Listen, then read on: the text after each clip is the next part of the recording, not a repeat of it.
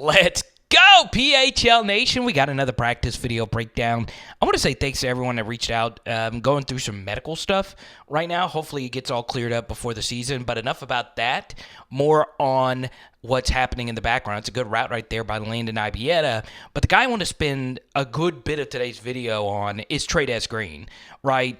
This is an absolutely positively ridiculous rep as I hit my microphone because I'm not smooth at all. So one thing as a wide receiver or a tight end or a hybrid freak like Trey'Dez Green you want to do is always fire off the football really hard, right? Malik was the absolute best at this, right? Firing off and doing something called selling vertical, right? Where at any moment in time, you are speeding past the guy that's sitting in coverage. So, if you sell vertical and you run hard every single time on every single route, it really disguises what you're going to do, right? So Dashawn Springs right here guesses that Trey'Dez Green is actually running some variation of a stop. And you see he attacks his body. He's running full speed at him, putting a lot of pressure on Springs right here to do something. And I love that, right? As a receiver, you want to play fast and you want to get into the body of the DB, right? Get physical with them. And then watch this right here. The swim move over the top. We normally associate a swim move with a pass rusher, but honestly, it is just as effective of a move as for a receiver. And this is just ridiculous football IQ for a true freshman. When the DB leans and sticks his hands out like that, you want to chop down and force him to lose his balance. And that's exactly what he does. Watch right when he sticks his arm out and leans, he chops down. And look, you'll see it again. I mean, God, it's just nasty. Absolute nastiness. I do want to give Springs some credit here. Normally, I prefer the DB just to pull him down. And not in a drill, obviously. We don't want that.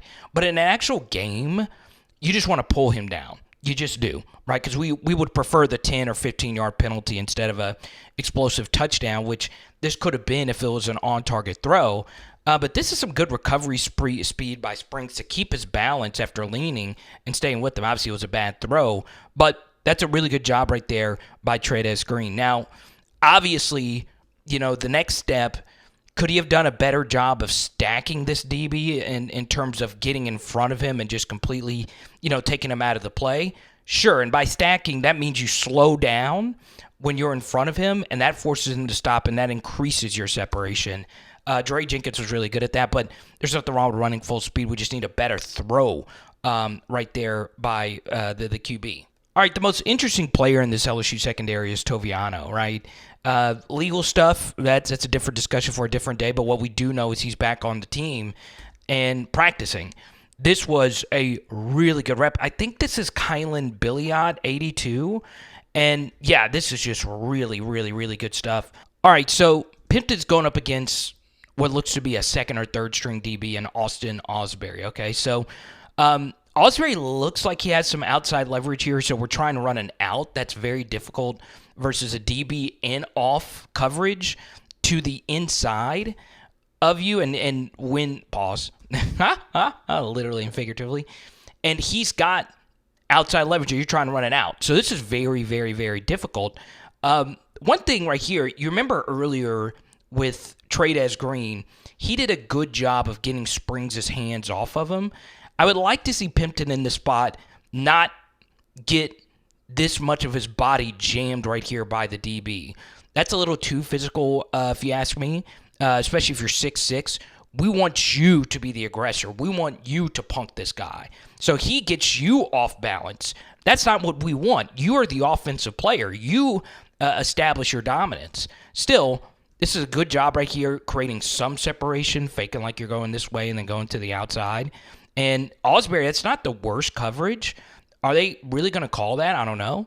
But he trips, Pimpton trips, and this is what the longest wingspan in LSU history can get you. Man, Pimpton, he's something.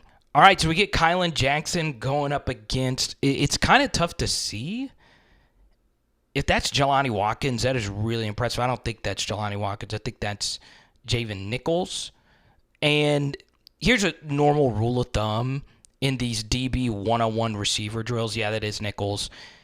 If it is a shallow drag like that and you get beat if you're a DB, that's not bad at all. All right, one player that I'm a little bit higher on than consensus is Michael Turner, okay?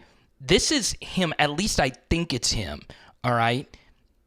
You can make a strong case that these are the two fastest players on the team. So this is Jelani Watkins, true freshman wide receiver, 4-star, and this is Michael Turner, a true freshman receiver that they moved to DB. Now, Michael Turner has something working against him that is a big deal to me in college football, and that's thickness, right? This is one of the tiniest LSU football players ever in terms of girth. I think he's like 150 pounds girth. That sounds so weird. First of all, pause. Yo, that's past pause, man. But he's not a thick guy, right? And that matters. Listen. So he's calling thick in the SEC. He's going up against Jelani Watkins, who is just a blazer. And I want you to watch this, okay? Watkins on the start and stop, stops, and then look at Michael Turner stay stride for stride with a guy who's just faster than him, right? You can make a case Turner is faster than Watkins. And look at this catch-up speed right here. That is ridiculous. Now, was this the best thrown football? No, but he almost caught this ball. All right, so we get to Kyren Lacy. I mean, this is just unfair. True freshman versus a guy who would be on an NFL team right now if you wanted to be. And you're just never, Woodland's never winning that. Man, I want you to see this, though, from Garrett. I mean, this is what you want to see, okay? Anticipation. I understand this is just a drill. No pass rush or anything. But Kyren is going to get a lot of these Malik types of reps. And I know it's kind of cut off here by Nichols. Let's see. Garrett's throwing this ball now. Before Kyren, is really in the stem, per se. And, God, I mean, just look. Tight spiral, buttery motion. Tell me, I just want to ask you. Can a ball be thrown with a tighter spiral than this from Garrett Nussmeier? It's impossible. That's really, really nasty stuff. Two of the tougher players to project, A.J. Swan, will he win the backup job? And C.J. Daniels, right? This is one of those interesting times where the NFL community and just everyone at large is probably higher on C.J. Daniels than LSU fans, right? Number one in all of college football last year in yards per route run, or at least he was top 5 at the very least. And he transfers on in, and before I show you this rep, one thing that's going to be very interesting is here he is lined up in the slot. He was mostly an outside X receiver at Liberty. So here he is going up against Joel Rogers, a true freshman. So this is as big of an age gap as you're probably going to see versus a guy who, mostly played quarterback in high school. So we need C.J. Daniels to cook on this rep, and he does. It's going to be interesting to see how he's used, his target usage and all of that. And if he's actually going to be as productive as he was at Liberty. It's funny, we're talking about receiver speed a minute ago, and Chris Hilton probably heard me say that and said, hey, dude, I'm the fastest receiver on this team. And he very well could be. It's kind of hard. If there was a foot race on the team, it would probably be Hilton, Watkins, Turner, or Caden Durham as the fastest. I mean, I think this is Jair Brown, but it's just nasty. I mean, this is just nasty. No move, no nothing. It's me turning on the jets and you not keeping up. And the sign of really good football speed, notice how this distance is increasing, right? Really, really, really good stuff right here by Chris. And once again, it just wasn't a good throw. Alrighty, we get to one of the best players on this team, Mason Taylor. And here he is with Ricky Collins. It's kind of hard for me to see the DB here. And remember earlier we were talking about Trey'Dez Green chopping down limbs. That's exactly what happens right here, okay?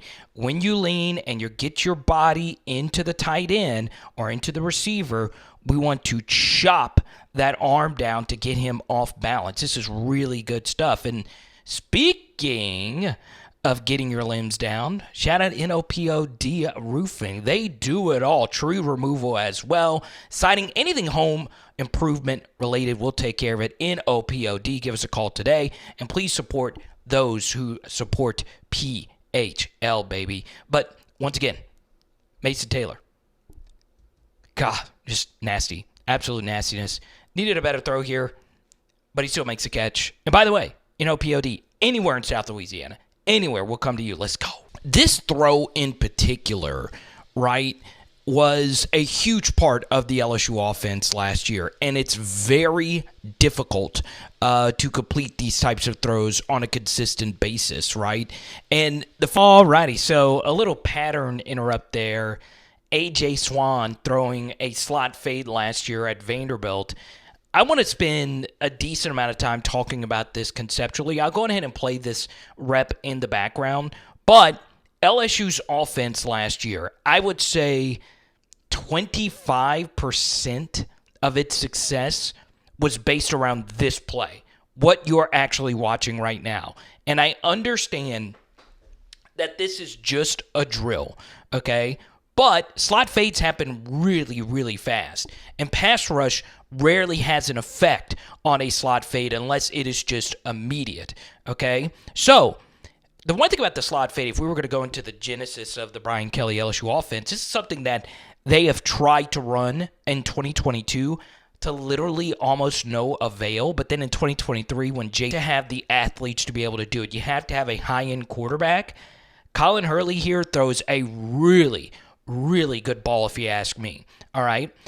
And also defensively, slot fades are something you want to throw if you are going up against a safety type of player in the slot, which we are going to do this year with Major Burns playing the slot corner role in Blake Baker's system. Now, there's different terms for this role, the money, the star, but that's what Major Burns is going to do. So everything about this rep right here is game-like outside of actual pass rush, okay? So let's take a look at how this actually goes. Aaron Anderson is a receiver, I believe, that is sliding down the depth chart. It's really hard to complete a target to him.